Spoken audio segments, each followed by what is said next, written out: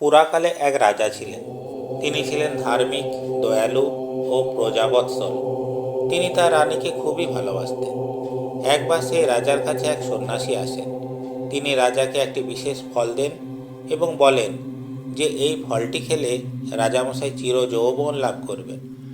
রাজা যেহেতু রানীকে নিজের প্রাণের চেয়েও ভালোবাসতেন, তাই তিনি সেই ফলটি রানীকে খেতে দেন। রানী আবার ভালোবাসতেন মন্ত্রীকে, তাই তিনি সেই ফলটি মন্ত্রীকে দেন।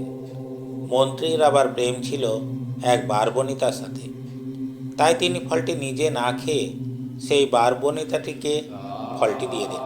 বারবনিতাটি ফলটি পাবার পরে ভাবেন যে আমি চিরযৌবন লাভ করে কি করব? তার চেয়ে মহারাজ যদি চিরযৌবন লাভ করেন তাহলে সমস্ত রাজ্যেরই লাভ। তাই তিনি সেই ফলটি মহারাজকে দিতে গেলেন। মহারাজ ফলটি দেখেই চিনতে পারলেন। তারপর তিনি অনুসন্ধান করে পুরো ঘটনাটি জানতে পারলেন এবং তিনি ভালোভাবেই বুঝতে পারলেন যে এই সংসারে প্রেম ভালোবাসা সবই মিছে, অনিত্য। তাই তিনি রাজধর্ম পরিত্যাগ করে সন্ন্যাস ধর্ম গ্রহণ করেন ও ঈশ্বরের সাধনায় মনোনিবেশ করেন।